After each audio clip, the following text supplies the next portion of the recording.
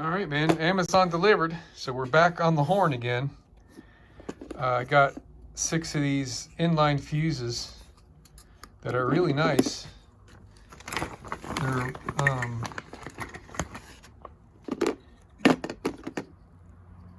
it comes with these OEM style connectors that you crimp on the end of the wire, and they snap into the back of this with the rubber seal.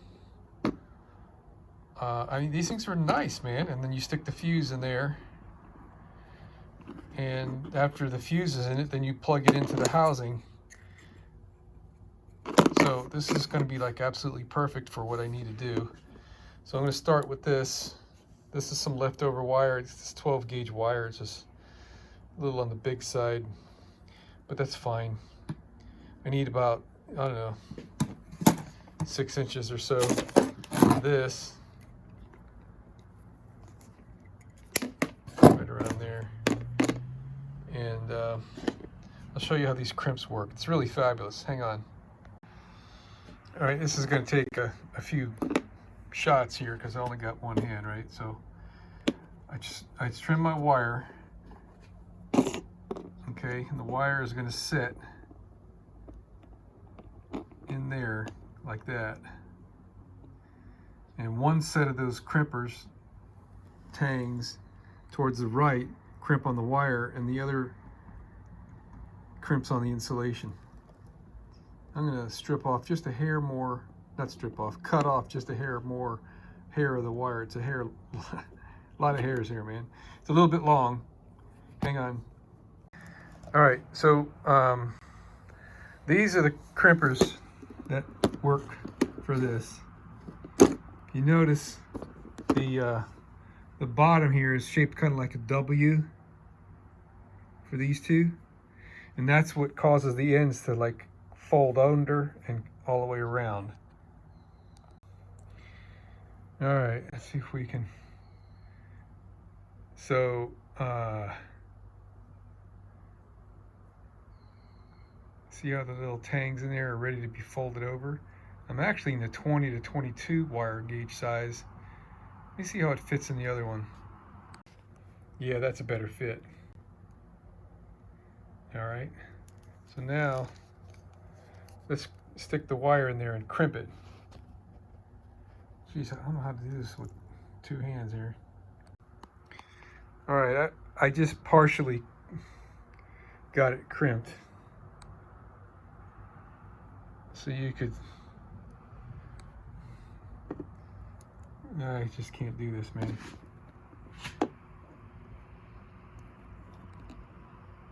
There.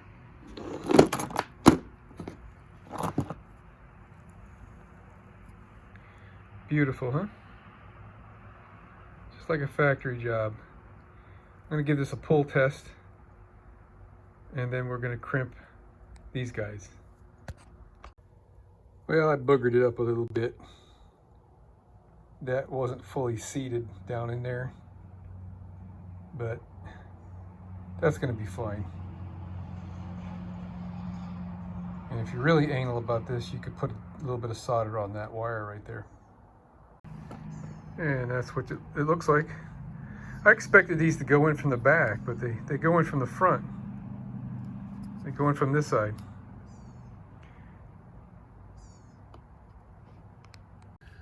Okay, so we got the pink wire hooked up to this hot stud here. That's what my wife used to call me too. Anyway, so the fuse, I got a 30 amp fuse, and the bracket's right there. So you just plug it into its bracket, like so. Well, that doesn't sit too good, does it? Now let me try to sit that in there a little bit better. All right, now I got it in there. All right, I got power to the relay. I like it. Let's go check at the other end what's going on here.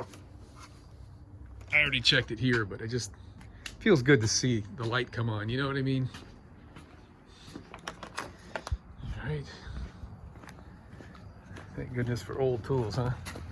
Let me know if you can buy new stuff anymore that's any good. All right, so our hot wire should be in the back here, and that it is. This is a ground, this is the hot, this is the ground and the hot for the coil, and that's the one that goes out to the horn. And I added a ground wire for the horn. Where'd you go? Right there. So now I've got positive and a negative wire in here. So when I get my horn on Friday, when Amazon delivers, we'll be horny. All right, so you remember that movie, what was it, I, Robot, with Will Smith, where the old guy was saying there's ghosts in the system? Jesus, this thing's been kicking my butt. So this steel bracket bolted on with those bolts wasn't making a ground connection from the steel bracket behind it. It was a completely isolated connection. I mean, look at this thing. It was between, where are you at? This piece of steel and this piece of steel. They were not electrically connected. Unbelievable, man. I just don't know how that could possibly be. But I mean, if you tried to connect those together and not have them electrically connected, bolt them together without them being electrically connected, you couldn't have done it, man. So I had to take this bolt out, and I ground down the surface, and the same on the opposite side, and put dielectric grease, and put this bolt in there, and now the bracket has got ground. So that ain't all of it, man. So when I fixed the ground, that was just part of the problem. So I dug up a relay. Where did it go? You're not gonna believe this, man. This is a brand new relay. Eklund in the box. It was sitting on the shelf. This terminal and this terminal, those two terminals are supposed to energize the coil. And when you look at it and follow the little pieces of metal there, that's what they do. But somehow or another, there's a dead short between that, and it popped the fuse in the bus. 86 and 85, those two terminals are popping the fuse. It's a dead short. Normally what I do is, to test this, I'll use my test light, and the current that flows through the bulb is enough to activate this coil, and you can hear it click. Right? Now I check these terminals here, these three. This is the common, normally open, normally closed, and they work when you physically move the contacts. Don't know how this is possible, but this freaking brand new relay is shorted out. So after I figured that out, because I was blowing, the horn didn't work. The buzzer didn't work. I still don't have the horn, by the way. So I had that other relay plugged in there, and my buzzer connected like I do right here, and it didn't work. So, like I say, the first thing I did is I chased that the ground was not good.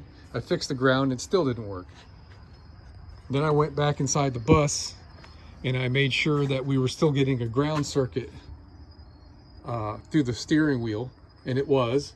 Then I came out here and I checked the power coming through the tan wire, and it was not getting any power.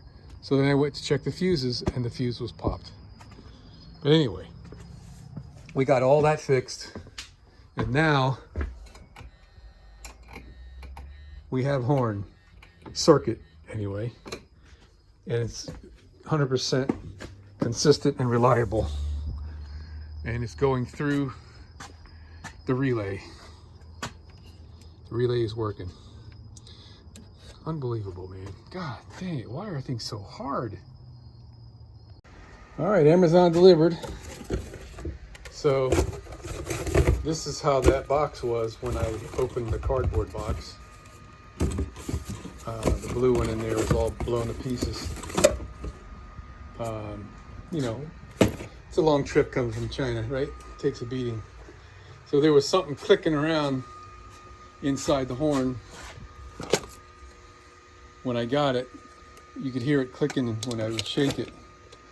So I opened it up, and there was a loose nut. This nut right here was loose inside this cover because there's a missing bolt. So, but it does work and it sounds great. It's pretty much the same horn as my old vintage one here, with a 90-degree on it instead of a straight, which I don't really care one way or the other. But since I've been handling it, this little wire is ready to break right here. So I'm not sure what's going to happen. If I take that screw out, what's on the inside is probably going to fall off. It's always something. Yeah, it's like I thought. This little guy, it's got a nut on the back. So you got to take the horn apart if you want to replace that with something more substantial. And Jesus, we're into this thing too deep already, but I'm not messing with any of this, and I'm not going to mess with this adjustment because I think that's why that horn doesn't work. But anyway, I went into my box full of leftover parts, and I've got this 2-pin plug with this wire. So what I'm going to do is I'm going to put a tail on this thing with the 2-pin plug and permanently attach the wires like I did on this, and then take it from there. Well, here's what we got going so far. I've got this connected. Here's my wire with my 2-connector plug. I got some heat shrink on this. I clamped it to the back, and we put some heat shrink on these terminals so they're, you know, kind of stout. I put Terminox underneath that and underneath that, just because we've got so many different kinds of metal there. Now we're getting ready to put the diaphragm on. I noticed that this nut here didn't have much thread on it, and this is the thing that vibrates the most, and this is the, so I took that off and I Loctited it on. Now I'm going to put these gaskets, I'm going to saturate them with some axle grease just to get them a little on the oily side to help them seal. There's 2 gaskets, one on either side of the diaphragm. I know there's another one here somewhere. Anyway, I'll find it. And I'll show you what's coming up next. Okay, now we're done. So, with the horn, what I'm calling face down right now, this whole surface is completely sealed, so nothing will get in it. And very unlikely anything is going to get its way up in it, and it won't matter anyway because the diaphragm's got it sealed. So we're all sealed. I put Loctite on every connector, and I sealed every one of these points is sealed with Loctite. I put 2 fasteners in there. I had 1 before, so we're good. Got our plug. I replaced this wire with the OEM pieces that I had left over, and now we got a horn, baby. We got a horn. All right.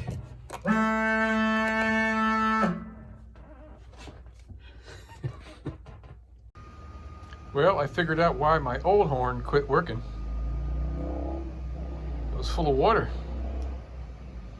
Evidently, it welded the contacts together I'm curious how in the heck this thing got full of water too, because I could swear I did a great job of sealing it up. Incredible how this thing got water in it. I'll never know. But hopefully the replacement is sealed.